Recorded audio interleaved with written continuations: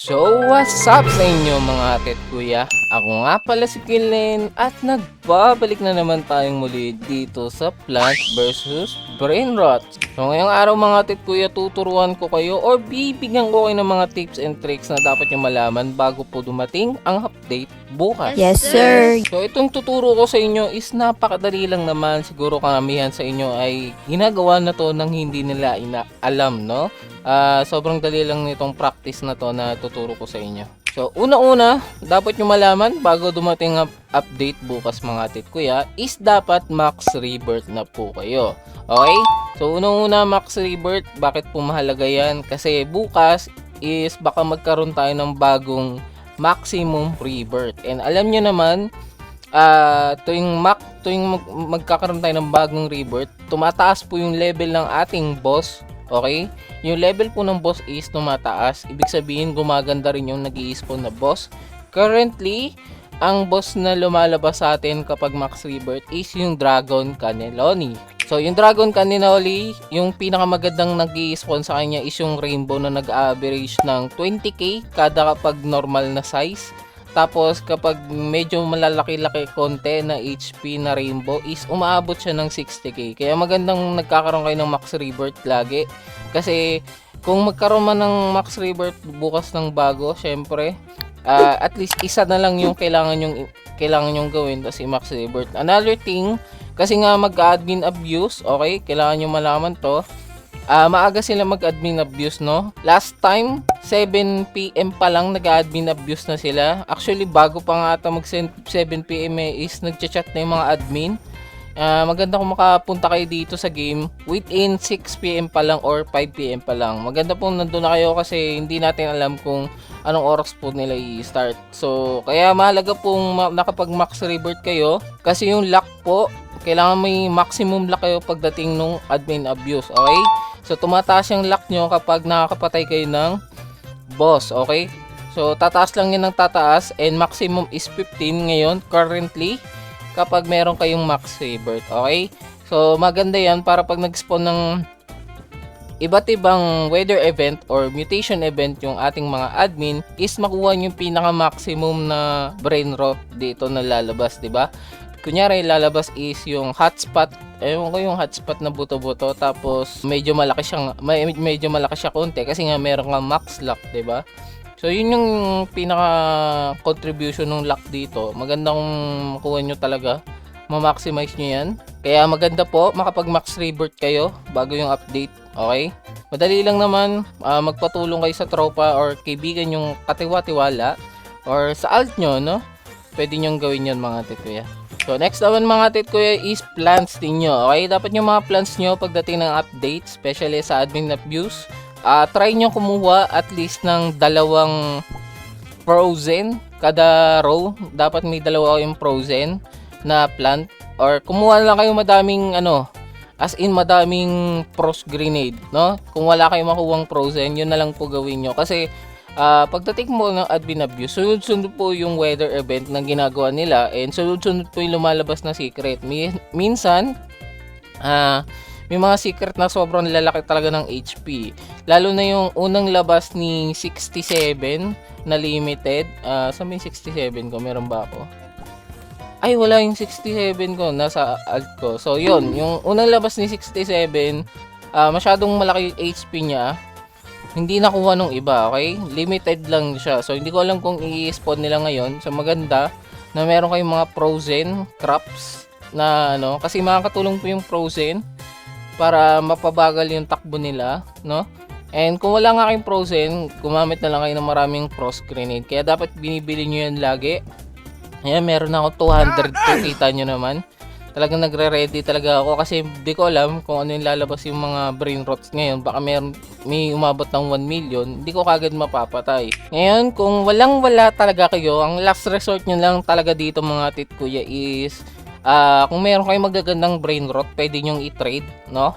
Kung may mga spare brain rot kayo magaganda, spare, ibig sabihin sobra, i-trade nyo for plant, no? Kasi alam ko marami pa rin naghahanap ng mga brain rot na hindi na naman natin masyado kailangan talaga ng sobrang gagandang brain rot katulad nito, tong 230k kasi wala pa namang plant na umaabot ng billion, okay? Wala na pa namang ganun. And kapag nag-revert ka, magre-reset lang ulit yan. Unless, dito ka,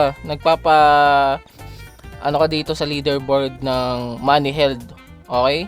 Yun lang, kung yun lang yung ginagawa mo, hindi mo naman kailangan sobrang dami talaga ng pera.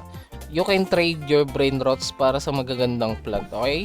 So babalaan ko lang kayo mga atit kuya, wag kayo makipag-trade ng mga dope, especially yung mga tomatrio na sobrang lalaki tapos sobrang gaganda ng mutation nila, okay? Nagagawa ko na ng video kahapon yun. Ako na nagsasabi sa inyo, sobrang active ng mga community or mga player dito sa Plant Burst Brain Rots pag nakakita sila ng mga merong dope, okay? Nire-report kagad nila yan, okay? Napupunta po kagad yan sa Discord and doon po kagad na pag-uusapan niya ng mabilisan. So if ever may makasalubong kayong nagbebenta or may nag-alok sa inyo, no, huwag nyo nang tanggapin mga atit kuya. Baka ma-wipe lang yung pinakalaro nyo or yung account nyo tapos maban pa kayo.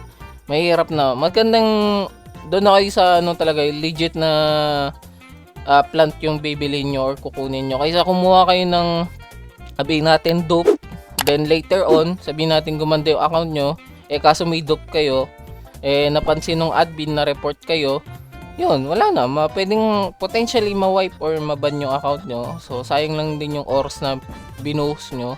Kaya mas okay po na doon na kayo sa legal, no? Huwag na kayong bumili ng mga illegal. Alam kong nakaka-tempt talaga, pero wala pong magandang madudulot yan, especially sa laro kung na-enjoy nyo yung laro kasi masisira lang yung laro. So another thing na related about sa plants is yung seeds mga atit kuya. Dapat ngayon, okay, dapat siguro Wednesday pa lang, meron na kayong mga nakatabing seeds, okay, mga gento. Sabihin natin, meron na kayong nakatabing seeds ng Mr. Carrot, Tomatrio, tapos yung sa Shumbino. Yung sa akin kasi, natanim ko nung nagkaroon ng IZ, akala ko magkakaroon ng Frozen, di pala. So mag-iingat kayo, antayin nyo yung event, sabihin ng admin na pwedeng ma-mutate yung plant nyo. Huwag kayong magpa-plant ng basta-basta, okay? Ngayon, kailangan nyo nitong mga seed na to in case na dumating na yung admin abuse. Tapos sabihin ng admin na etong bagong event na to is pwedeng ma-mutate yung plant nyo. So, ang gagawin nyo, tatanggalin nyo itong mga plant nyo. Ang mahirap lang dito sa part na to, kapag nagtanim na kayo, pwedeng may makadaan na secret na maganda, no? So medyo alinlangin doon, pero kung malalakas naman yung ibang plant nyo, siguro okay lang, affordable naman. Mag-plant kayo ng paunti-unti ng mga secret nyo kasi kailangan mapalitan nyo yan ng mayroong mutation. Di ko alam kung ano yung mga bagong lalabas na mutation or anything na ilalabas ng admin ngayon. Wala talagang masyadong leaks. Ang merong leak lang tayo ngayon is yung mango na bago. Hindi ko alam kung fusion yun or fuse brain rot yun o ganun talaga itsura ng mango. Pero nakangiti siya na kung anong creepy ng mukha niya. Pero mango yung nakita ko lang sa sneak peek. Wala masyadong sneak peek na nilalabas kaya medyo hindi ka ma-hype sa mga leaks, no? So again, dapat may mga nakatabi kayong seed in case na magkaroon tayo ng bagong mutation. I hope ibalik nila yung mutation na every hours or every 2 hours kasi alam ko sa inyo marami lang bago dito and wala po kayong mga mutation katulad nitong Frozen. Wala na po kasi yung Frozen Ano lang to, limited mutation lang siya. So sa lahat ng nakakuha ng Frozen mutation, sobrang rare na po ng Frozen mutation. And yung ibang mutation naman katulad ng Gold, Diamond, tsaka Neon is tsambahan lang po yan. Kahit wala pong weather event yan. Talagang literal na tsambahan lang yan. Frozen yung pinakaunang limited na na mutation. Meron namang Icy Blizzard pero hindi po nagana sa plant yon unless yung Frozen mutation talaga yung kasi magkamukha sila Akala ko nga yun Tapos siguro mga ate ko, last thing na pwede nyo i-prepare, no? I think yung pera. Dapat meron kayo at least, sabihin natin, 10 billion. Pinaka-lowest, no? Kasi pag nag-admin abuse po, nag-i-stack din po sila ng mga secret, okay? Ngayon, kung wala kayong pambili nitong mga secret, kasi minsan madami sila mag-spawn Okay? Alam ko nakapag-spawn sila nung nakaraan ng 5 carrot, tapos 3 tomatrio, tanda ko. Pero wala pang Shumbino nun that time, so Hindi pa nagkakaroon. Ngayon kasi, magkakaroon tayo ng Zombino. Baka magkaroon tayo ng Zombino na restock gamit yung admin abuse. So magandang meron kayo mga at least 10 billion kasi mahal yung Zombino. Magkano yung Zombino? 200 million. Oh, paano ka mo mag-stock ng 5? Di 1 billion na kaagad yun. Plus yung Tomatrio, Mr. Carrot, tas yung iba pang mga seed. Kasi ini-stock ko nila lahat yan, okay? Kaya maganda meron kayong spare at least 10 billion. Actually, 5 billion is enough na. Pero maganda na yung siguradong meron kayong 10 billion. So, yun lang naman, no, mga atit ko. Halos lahat ata ng sinabi ko is ginagawa nyo naman na. And, another thing nyo, no. Maganda pala kayo, mag-fuse kayo if kailangan nyo na mas maraming, kunyari, may mga sobra kayong mga Mr. Carrot na hindi nyo na kailangan. Tapos, meron kayong mga Los Tralalitos. I-combine nyo na po siya dito i-combine nyo na sila kasi mas maganda siya ng konti sa average ng Dragon na Rainbow, no? Nasa 30 to 40k kasi itong Mr. Los Tralalitos. So, yun na lang kunin nyo. So, again, yun lang po lahat ng maituturo ko sa inyo. Wala naman ako ibang ginagawa. Buong araw naka-AFK lang ako actually. Nag-aabang na ako ng seeds. Wala naman akong masyadong ginagrind na pagdating sa brain rot. Siguro kapag kapag may sobra akong Mr. Carrot, nagpe-fuse ako, okay? Ang maganda doon, baka magkaroon na tayo ng fuse ng Tomatrion ngayong update kapag nilabas, no? Baka makita natin. And baka maging valuable yan, mas maganda yan dito sa dito sa Mr. Los Tralalitos.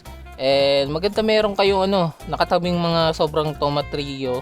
Huwag nyo muna siguro i-trade yung Tomatrio nyo unless sobra talaga na hindi nyo kailangan. Syempre, pwede nyo i-trade for brain rots o kaya kung ano man gusto nyo.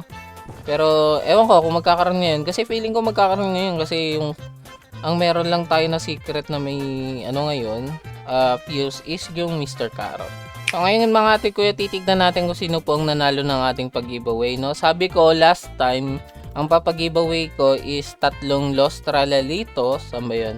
So, dito. Los Tralalitos na gento, 3. Maganda kasi yung gentong version lang para baka swertihin kayo. Kasi baka swertihin kayo, makakuha kayo ng gento kalaki. No? Baka swertihin kayo sa pag-fuse, makakuha kayo ganyan kalaki. 3 gento para kung may Mr. Carrot kayo na sobra, kayo nang bala mag-fuse, no? Tapos sasabayan ko na lang po yan ng isang Rainbow Dragon. Meron pa akong Rainbow Dragon dito, alam ko eh. Ito, Rainbow Dragon nag-average ng 21k. And ang isa namang Los Tralalitos, pwede nyong gamitin pang revert or pang fuse, no?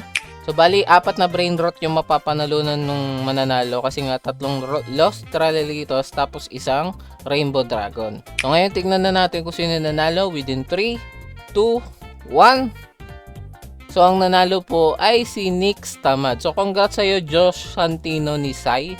I-add na lang kita, okay? So, Josh, ikaw to, si Priren. Ganda ng avatar mo, Priren, ah. So, add na lang kita. Okay? I-chat mo ako. I-chat mo ako kung kailan mo gusto makuha para magkaroon tayo ng align na okay? Align na time. Kasi minsan tulog ako. So magandang ma-chat mo ako kung anong oras, okay? So dapat magpapag-giveaway ulit ako ngayon. Kaso mag-update nga bukas, no? Baka magkaroon tayo ng mas magagandang brain rot bukas. Bukas ko na lang sasabihin kung pwede ipag-giveaway kasi gusto ko magbigay sa inyo kung ano yung latest. Ngayon kasi Dragon Caninoli tsaka Mr. Lost Caratitos lang yung meron. And kung yan naman yung papamigay ko, baka kasi merong mas maganda bukas, diba? Tsaka mag-admin abuse. For sure makakakuha kayo ng mas magagandang brain rot bukas. So, alamin ko muna kung ano yung magagandang darating. Tapos saka ako magpapag-giveaway ulit, okay? So, hanggang dito na ako mga tit ko. I hope may natutunan kayo kahit konti kasi sobrang basic lang naman talaga ng tinuro ko sa inyo. Karamihan nun talagang ginagawa nyo na sa laro, okay? I hope maging mapanuri kayo, especially sa trading. Mag-iingat pa rin kayo sa mga dupe, okay? Huwag kayo bibili ng mga dupe na plant or brain rot. Mag-iingat po kayo kasi mahirap na pag naban kayo or napunta kayo ng public. Talagang mapunta lang kayo ng public, sabi ko sa inyo. Mare-report kagad kayo, masasama kayo doon sa mga report doon sa Discord. Kaya yun lang, mga ate, kaya ingat kayo palagi and God bless po sa inyo. Bye-bye!